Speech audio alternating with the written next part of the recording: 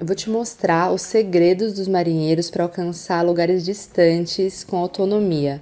Explicar por que comprar verdura para uma travessia só mostra seu despreparo e tudo mais sobre alimentação e nutrição em alto mar, para você parar de fazer escolhas erradas no seu provisionamento. Começando com o que poucos falam antes de chegar nas técnicas. Por que uma alimentação em alto mar é completamente diferente? Quem está se planejando para fazer a primeira passagem oceânica pode achar que provisionar um barco é basicamente fazer uma lista grande de compras, mas não é isso.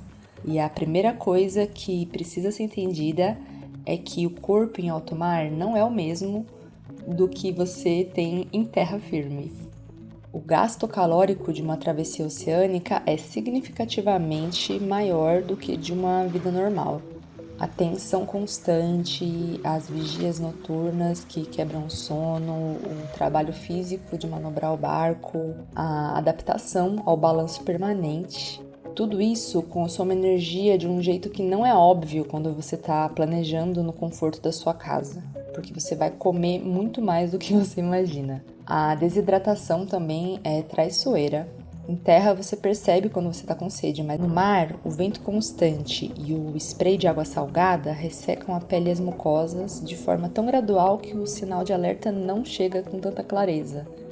A regra base de quantidade de água é pelo menos 2 litros por pessoa por dia, no mínimo. Com uma margem de segurança razoável, para 4 pessoas numa travessia de 21 dias, a gente está falando de pelo menos 250 a 380 litros de água. E quando o clima está quente, que é a realidade da maioria das rotas que saem do Brasil, a água sozinha não resolve o problema, porque se perde eletrólitos pelo suor e pelo esforço, e repor isso só com líquido, ou seja, só com água, sem repor o sódio, o potássio, o magnésio, pode ser até pior, ao invés de melhorar a situação da desidratação. Pastilhas de reidratação, caldo de legume, água de coco são itens muito funcionais para essa questão.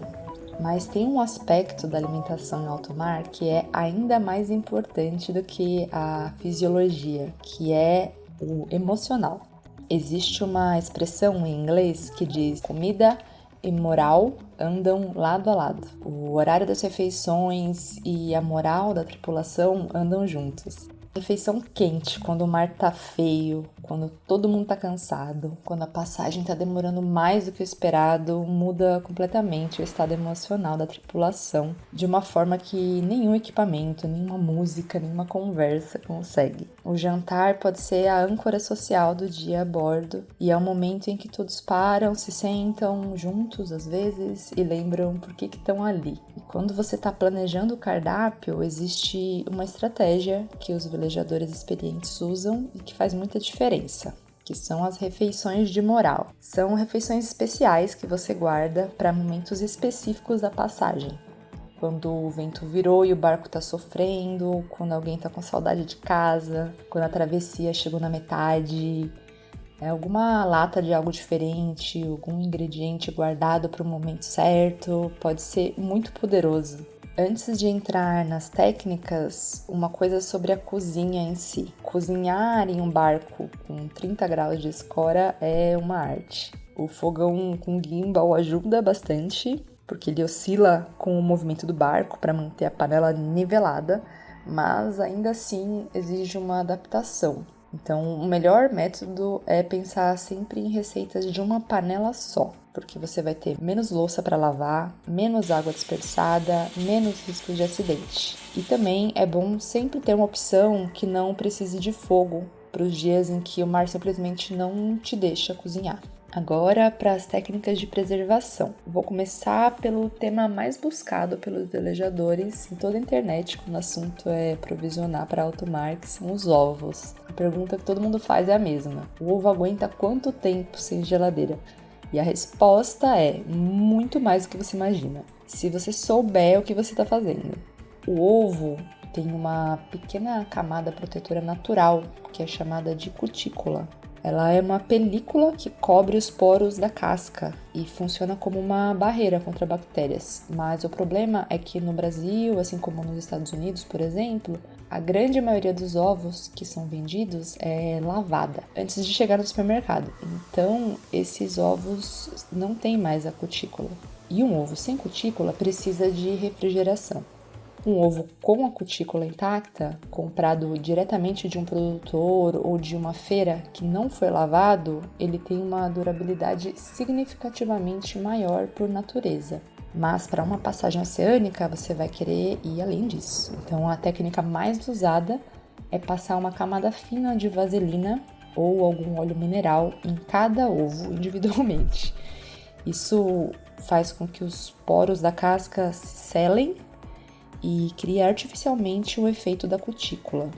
Os ovos que são tratados assim duram de 2 a 4 meses fora da geladeira sem problema algum. É trabalhoso, mas funciona bastante. Existe também uma técnica mais antiga chamada water glassing, que usa uma solução de silicato de sódio com água. Os ovos ficam imersos nessa solução e podem durar mais de um ano. Hoje em dia ela é pouco usada, mas é absolutamente funcional para quem quer ter uma reserva de longo prazo. E aqui tem um detalhe de manuseio que muda muita coisa: o armazenamento nas caixas. Dentro de um ovo, a gema é mantida no centro por cordões de proteína chamados chalasas.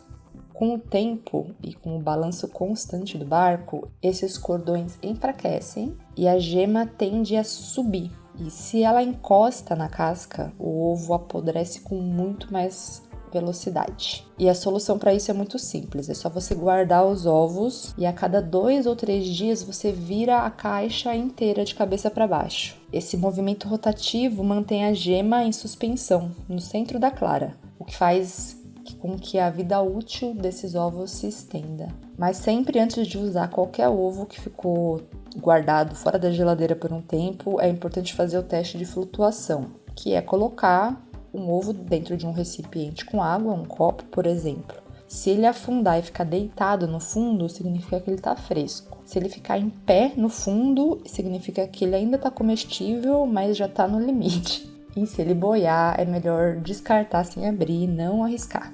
Passando para as carnes. Para quem consome esse tipo de produto, os embutidos curados podem salvar em uma situação em que não for possível cozinhar, por exemplo. Como eles são curados com sal e secos, eles reduzem a umidade a um nível que as bactérias não conseguem se proliferar. Se eles forem guardados em um local ventilado, longe de luz direta, eles vão durar a passagem inteira. A carne seca e o beef jerky caseiro têm a mesma lógica. Você pode fazer em casa com qualquer corte magro de carne, por exemplo, bovino, suíno, frango. Só fazer uma fatia bem fininha, marinar com sal e especiarias e deixar desidratando no forno a 70 graus por 6 a 8 horas ou num desidratador. O resultado é uma alimentação leve, no sentido de peso, né? Denso em proteína e dura meses sem geladeira. E ele pode ser reidratado em sopas e ensopados, em geral. E para quem tem uma panela de pressão a bordo, que deveria ser todo mundo, ela serve para muito mais do que só cozinhar mais rápido. Você pode fazer conservas caseiras antes de partir. Um frango desfiado, uma carne de panela, um feijão cozido temperadinho. Qualquer coisa cozida pode ser envasada a quente em pote de vidro esterilizado e durar de 6 meses a 1 ano sem precisar de geladeira. É um trabalho que você faz antes de partir, mas é um presente que você se dá quando você tá lá em alto mar no 14º dia de passagem.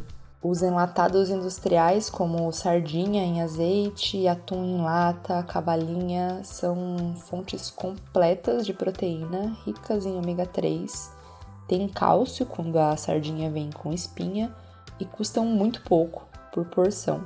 Para armazenar essas latas, você precisa saber que uma lata amassada é ok de ser aberta e consumida, mas se a lata estiver estufada, com a tampa convexa para fora, é preciso descartar sem abrir, porque isso indica a produção de gás, que foi provavelmente criado por bactérias dentro da lata, e é um risco real de dar ruim. Vamos falar agora de vegetais. E aqui é preciso entender que cada vegetal se comporta de uma maneira, cada vidinha é diferente.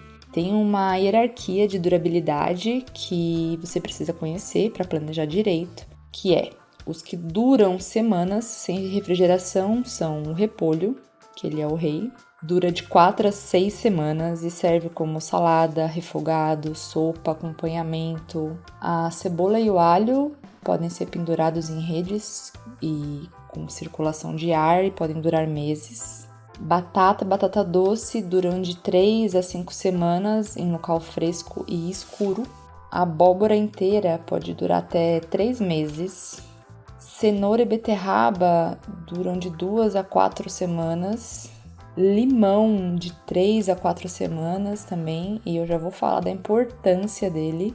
E os que duram alguns dias, que são tomate, que tem um truque, que é você comprar ele em grandes quantidades verde antes de partir e deixar ele amadurecer progressivamente no barco durante a viagem. O pepino dura 1 a 2 semanas, pimentão 1 semana. E o que você faz é, você come nos primeiros dias as coisas frescas, né? Verdes, brócolis, morango, banana, madura. Essas não tem como você tentar guardar, tem que comer logo mesmo. Para fazer o armazenamento geral, nunca coloque os vegetais que são raízes em sacos plásticos fechados, porque ele respira e a umidade que acumula apodrece tudo em alguns dias. É bom sempre usar caixas ventiladas. E uma técnica simples que faz bastante diferença é colocar papel jornal entre as frutas, porque ele absorve o etileno, que é o gás que as frutas liberam e que acelera o amadurecimento umas das outras.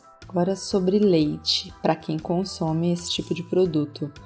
Muita gente costuma calcular o consumo diário e tenta estocar 30, 40 caixas de leite nos porões. Isso é um grande erro, porque 40 litros de leite significa 40 quilos de peso morto. Num barco, armazenar água, né, que leite é uma grande porcentagem de água, dentro de embalagens cartonadas que acabam mofando por fora com a maresia, não faz o menor sentido. A solução mais inteligente para longas distâncias é o leite em pó integral de alta qualidade. Mas o grande diferencial para isso dar certo é saber a técnica de reconstituição do leite. Porque se você simplesmente jogar ele em pó numa água fria, dentro de uma jarra e mexer com uma colherzinha, você vai criar uma mistura cheia de bolinhas, com uma textura arenosa e com gosto de comida de hospital. Para que o leite em pó tenha gosto e textura de leite fresco, o processo tem 2 etapas. O primeiro tem que ser água morna, não pode ser fervente, porque senão as proteínas do leite acabam cozinhando e isso altera o sabor. E, em segundo lugar, tem que usar um método mecânico de emulsificação. Em vez de usar uma colher, dá para usar um batedor de arame, que é conhecido como fouet, ou então preparar o leite dentro de uma garrafa térmica de boca larga fechada, que você pode chacoalhar com bastante força por alguns segundos e ali ele acaba entrando numa boa homogeneização. Depois desse processo, tem um passo importante também, que é transferir essa substância para uma garrafa de vidro ou de inox e deixar esfriar na geladeira do barco por algumas horas. Esse tempo de descanso estabiliza a emulsão da gordura e elimina o gosto residual do pó. E o resultado é indistinguível do leite de caixinha. Para o pão, que é um luxo real nos primeiros dias de passagem, a hierarquia de durabilidade é: o pão fresco dura 2 a 3 dias, o pão de forma embalado industrialmente dura até 1 semana, tortilhas embaladas 2 a 3 semanas, que é muito mais versátil do que qualquer pão, e biscoitos em geral em embalagem hermética duram meses. E existe o hardtack, que é o biscoito histórico dos marinheiros, feito só com farinha, água e sal, e assado 2 vezes até virar pedra, que dura literalmente anos se mantido seco. Não é uma coisa mais gostosa do mundo, mas é um seguro alimentar que cabe em qualquer porãozinho. Eu vou contar mais sobre a história dele mais pra frente. A base dos carboidratos oceânicos é arroz, macarrão, cuscuz, quinoa, aveia e lentilha.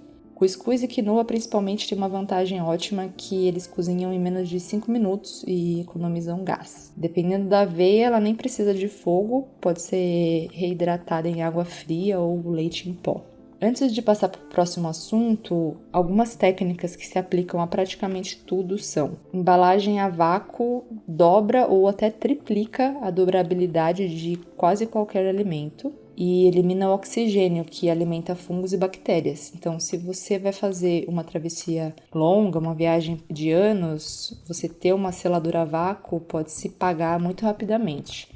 Mas se você não quer investir em uma seladora, existe uma outra alternativa muito clássica, que é custo zero e praticamente infalível para estocar grãos, que são as garrafas PET. A garrafa precisa estar 100% seca e higienizada. Daí você coloca o arroz, feijão, lentilha, o que for dentro dela. Quando você chegar na metade do caminho de encher a garrafa, você joga um dente de alho inteiro, com casca e tudo, e aí depois termina de encher até a boca. Aí você vai batendo essa garrafa em uma superfície firme, para que os grãos vão se assentando bem e não deixa nenhuma bolsa de ar na garrafa. E o alho funciona como um repelente químico natural. O odor dele impede que os ovos de caruncho, que já vêm naturalmente do mercado dentro do grão, eclodam. Então, uma garrafa PET bem lacrada, com fita isolante na tampa, protege contra a umidade salina, contra esses insetos, contra roedores e sobrevive intacta mesmo se o porão do seu barco alagar. É mesmo um bunker dos carboidratos. Adicionar um sachê de sílica em gel em qualquer pote de farinha, grãos ou biscoito ajuda muito, porque o armarinho é úmido e estraga essas coisas muito rápido.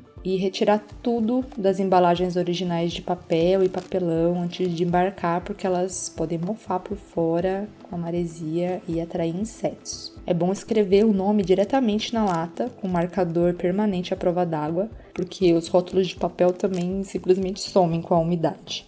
Agora chega o tema que eu considero o mais importante desse vídeo inteiro e que, ao mesmo tempo, é o mais ignorado pela maioria dos velejadores, que é os germinados. Porque depois de 5 a 7 dias de passagem, os vegetais frescos acabam. O repolho até ainda tá lá, a cenoura ainda tá lá, mas já tá em menos variedade e tem muito enlatado pro resto da travessia. Então, o problema aqui não é só que você vai ter que ficar comendo a mesma coisa, mas é nutricional, né? Porque vitaminas, enzimas, fibras vivas, essas coisas não existem num produto enlatado. E numa passagem de 3 semanas, a ausência dessas substâncias podem fazer muita diferença. Os germinados resolvem esse problema de uma forma tão simples que é quase difícil acreditar que os velejadores não fazem isso com mais frequência. Porque você pode germinar a semente dentro do barco, sem terra, com um mínimo de água e luz solar e praticamente zero espaço. E o resultado é um alimento vivo, fresco, produzido dentro da embarcação, disponível a partir do 5º dia de passagem, às vezes até do 3º, e de forma contínua até o final, se você planejar direitinho. Quando uma semente germina, ela mobiliza todos os seus recursos para criar uma planta. Nesse processo, o perfil nutricional se transforma completamente.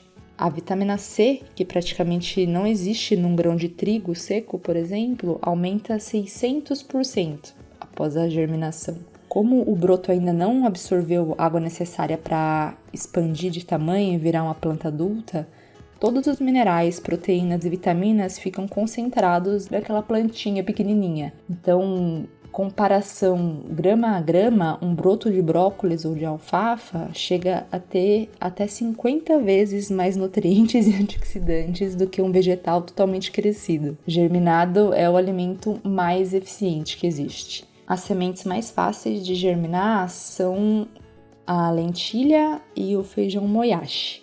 O processo normalmente envolve deixar essas sementes de molho e ir lavando umas 2 ou 3 vezes por dia e escorrendo bem a água, que de 2 a 5 dias você tem brotinhos prontos para comer. O grão de bico também funciona muito bem, girassol sem casca, quinoa, alfafa, rabanete. Cada um tem um sabor e características diferentes e vai adicionando variedade no cardápio no momento que você mais precisa dela.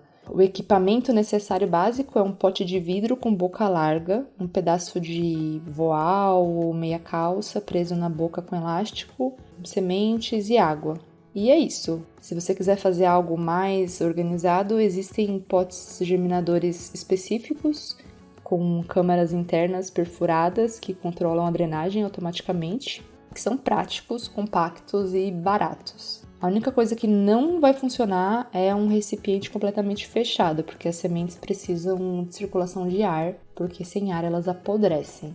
E também nunca deixar água acumulada no fundo do pote, porque o ar úmido do mar favorece muito o mofo. Então, em climas tropicais, o processo acelera bastante. Um protocolo para uma travessia de 21 dias, por exemplo, seria iniciar a germinação do primeiro pote no primeiro dia, que ele fica pronto exatamente quando os vegetais frescos do barco começam a acabar. E você mantém sempre 2 potes em estágios diferentes. Um começa quando o outro está pronto para colher, em um sistema de rotação. Então, nunca falta vegetal fresco do 5º dia até o final da passagem. E esses germinados com azeite, limão, são uma salada de verdade no meio do oceano. Jogar os brotinhos em cima de um arroz com atum no 15º dia de passagem é uma experiência completamente diferente do que comer esse mesmo arroz com atum sem nada. Agora, falando em nutrição de forma mais direta, dos 3 macronutrientes principais, cada um tem um papel específico. E aqui fizemos algumas tabelas com as quantidades base por peso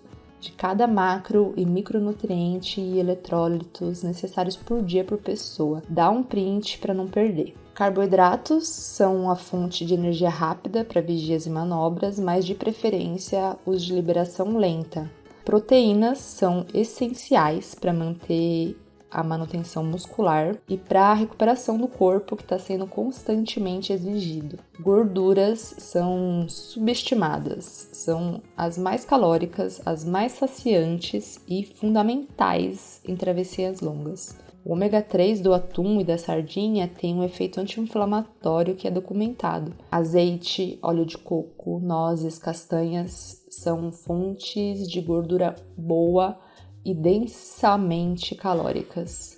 E se existe um coringa nessa categoria, é a pasta de amendoim integral. Ela reúne uma densidade energética absurda, é um excelente aporte de proteína vegetal e tem uma boa estabilidade química, que significa que ela não estraga e não rança fora da geladeira.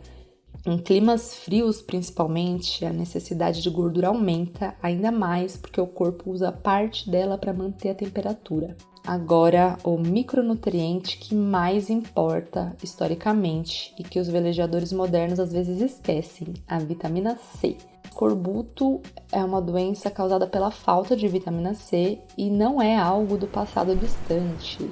Os sintomas começam após 4 a 6 semanas sem a vitamina, que são fadiga extrema, sangramento nas gengivas, dor nas articulações. Numa passagem de 21 dias, você provavelmente não vai chegar nesse ponto, mas em travessias mais longas ou mal planejadas é um risco real. E a solução é bem simples. Limão fresco dura 3 a 4 semanas a bordo e é inegociável. E os germinados, por si só, resolvem o problema estruturalmente, com concentrações altas de vitamina C produzidas dentro do barco. Para o enjoo, que é a realidade de muita gente nos primeiros dias de qualquer passagem, é recomendado comer biscoito de água e sal seco ao acordar, antes mesmo de tomar café da manhã, para nunca começar o dia com o estômago completamente vazio. O gengibre funciona muito, pode ser em pó, cristalizado, em chá, porque há estudos clínicos que confirmam a ação dele contra a náusea.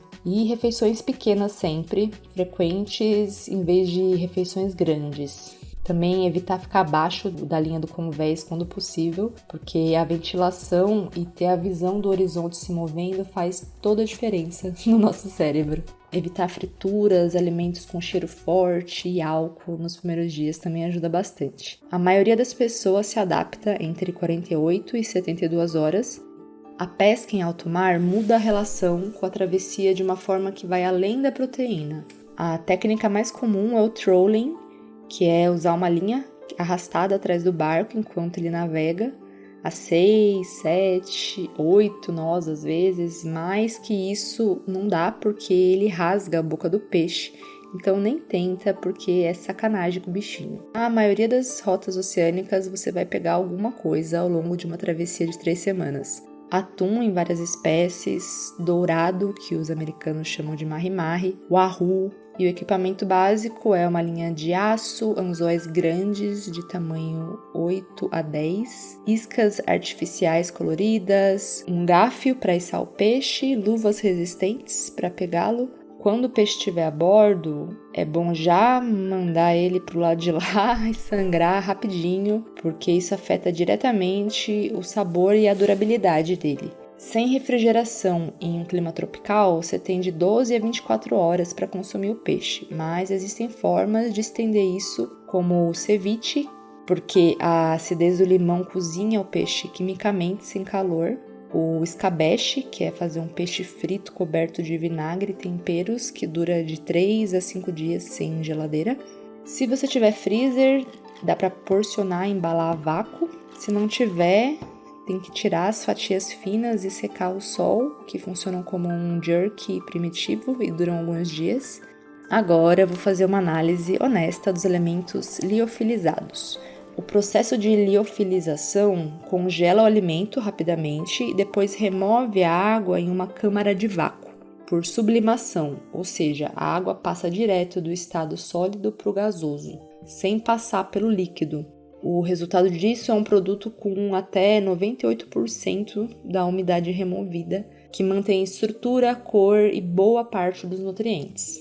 O prazo de validade vai de 5 a mais de 20 anos, dependendo da embalagem. E o preparo é o mais simples possível, água quente de 8 a 15 minutos e pronto. Quando se faz o uso correto, eles são excelentes. Ter 5 a 10 refeições liofilizadas no porão como uma reserva de emergência é uma decisão inteligente que eu recomendo para qualquer barco, porque se o fogão quebra, se a travessia se estende além do planejado, se o gás acaba, se alguém fica muito doente para cozinhar, você tem refeições completas que só precisam de água quente. Para passagem solo ou com tripulação mínima, onde cozinhar exige que alguém deixe o leme, eles têm também um valor muito prático. Mas como uma base alimentar diária, numa travessia de 3 semanas para 4 pessoas, eles não funcionam. O custo é inviável. Uma refeição liofilizada de qualidade custa de 3 a 8 vezes mais do que o equivalente feito com ingredientes básicos. O teor de sódio também é muito alto em praticamente todas as marcas, e quem dependeu deles por mais de 10 dias como fonte principal relatou sair do barco se sentindo subnutrido. A carência de vegetais frescos, fibras e micronutrientes acaba se acumulando de uma forma que fica clara só no final. O liofilizado é tipo um pneu step da despensa, você precisa ter, mas você não quer precisar. Se você errar a mão na água também e por demais, pode ficar uma coisa tenebrosa. Agora, o orçamento. O que se relata ao redor do mundo é gastar entre 20 e 50 dólares por pessoa por dia em provisões para uma travessia oceânica. Então, para 4 pessoas em 21 dias, isso vai de 1.700 a 4.000 dólares. E a diferença entre o mínimo e o máximo é quase inteiramente na estratégia, não diretamente na qualidade. A primeira economia é provisionar no lugar certo, porque alimentos em regiões remotas, como ilhas oceânicas, arquipélagos, países que importam quase tudo, custam facilmente 3 a 5 vezes mais do que em grandes centros urbanos. Saindo do Brasil, isso significa provisionar em Fortaleza, Salvador, Rio de Janeiro ou Vitória antes de qualquer passagem por ilhas, porque chegar em Fernando de Noronha ou nas Antilhas para tentar completar o provisionamento é uma decisão cara. A segunda forma de economizar é pelos grãos enlatados, que são os alimentos mais baratos do mundo, são exatamente os mais adequados para alto mar também. A terceira forma de economizar é comprar a granel e reembalar. Grãos e cereais a granel saem 40 a 60% mais baratos do que nas porções de supermercado. O que nunca pode faltar, independente do orçamento, é limão, alho, cebola, especiarias variadas e azeite de qualidade. Os itens com a melhor relação custo-impacto no cardápio são os temperos: curry, cominho, páprica, cúrcuma, orégano, louro. Eles custam pouco, pesam quase nada e são o que transforma um arroz com sardinha em algo que a tripulação ainda consegue comer. Como eu falei no começo, para montar um cardápio numa travessia de 3 semanas, a lógica do planejamento é: primeiro vão os frescos, depois os curados, enlatados e secos no final. Os primeiros dias são de abundância, o meio é uma transição e o final é a arte de fazer coisas com o que sobrou. A gente montou um PDF com um exemplo de cardápio completo de 21 dias para 4 pessoas, com café da manhã, almoço e jantar. Agora um contexto histórico que vai fazer tudo que a gente falou até aqui ter mais sentido. Durante as grandes navegações dos séculos XV ao XVII, a dieta oceânica era basicamente 3 coisas: o hardtack, que é o biscoito de farinha, água e sal assado até virar pedra, carne salgada e feijão seco. O hardtack durava anos sendo mantido seco, mas a textura de tijolo exigia que ele fosse molhado em caldos ou em água antes de comer, e às vezes vinha com carunchos, que os marinheiros consideravam uma proteína extra. O resultado dessa alimentação era inevitável. O escorbuto, que é essa doença causada pela deficiência de vitamina C, matou mais marinheiros do que tempestade, naufrágio e batalhas combinados durante as grandes navegações. A Marinha Britânica só resolveu o problema de forma sistêmica em 1795, tornando obrigatório o consumo de suco de limão a bordo. Daí vem um apelido limes, que os americanos davam aos britânicos, de lime, limão, em inglês. Uma solução que salvou incontáveis vidas. Hoje, o velejador moderno tem uma panela de pressão, uma seladora a vácuo, ovos conservados e um pote de lentilha germinando. Antes de encerrar, eu vou listar aqui alguns pontos rápidos que resumem o que foi dito até aqui e vale ter na cabeça antes de qualquer provisionamento. Primeiro, retire todas as embalagens de papelão no cais antes de embarcar, porque as caixas trazem insetos, mofam com a umidade e ocupam espaço que você vai precisar depois. 2. Nunca dependa da pesca como fonte principal de proteína. A pesca é bônus, não base. 3. Pré-cozinhe e congele refeições antes de partir. É o presente mais valioso que você pode dar para a versão de você que vai estar lá no barco no 14º dia com o mar feio. 4. Planeje o cardápio por fase de passagem, não por semana. Os primeiros dias e os últimos dias têm necessidades completamente diferentes. 5. Inicie o primeiro pote de germinados no dia 1. Quando os vegetais frescos acabarem no barco, os brotos vão estar prontos e você vai se agradecer por isso. 6. O gás acaba muito mais rápido do que você imagina, então valorize cuscuz, a quinoa, a aveia, que cozinham em menos de 5 minutos e são ótimos aliados ao botijão. 7. Rotule tudo com marcador permanente à prova d'água, porque os rótulos de papel somem com a maresia. 8. Guarde uma reserva de moral, que é uma lata de algo especial, uma barra de chocolate, uma bebida que você gosta, para o momento certo que você vai saber qual vai ser na travessia. 9. A água de cozimento do macarrão pode ser usada para engrossar sopa, para entrar na massa de pão e é para ser aproveitada, né? Desperdício zero em alto mar. 10. Especiarias custam quase nada e pesam quase nada, são um investimento com o melhor retorno de todo o provisionamento. 11. Provisione com 30% a mais do que você calculou, porque é o mar que decide a duração da passagem, não você. 12. Germinados são quase de graça, levíssimos e não precisam de refrigeração. Não existe justificativa no mundo para chegar ao 15º dia sem vegetal fresco a bordo. Se você já fez uma passagem oceânica, me conta nos comentários o que não pode faltar na sua despensa. Qual foi a refeição mais marcante que você já fez em alto mar? E se alguém já tentou germinar as sementes a bordo, me conta também como que foi. Eu adoraria ter assistido um vídeo assim antes de começar a nossa viagem, então eu espero que ela tenha feito diferença real para você. Bons ventos!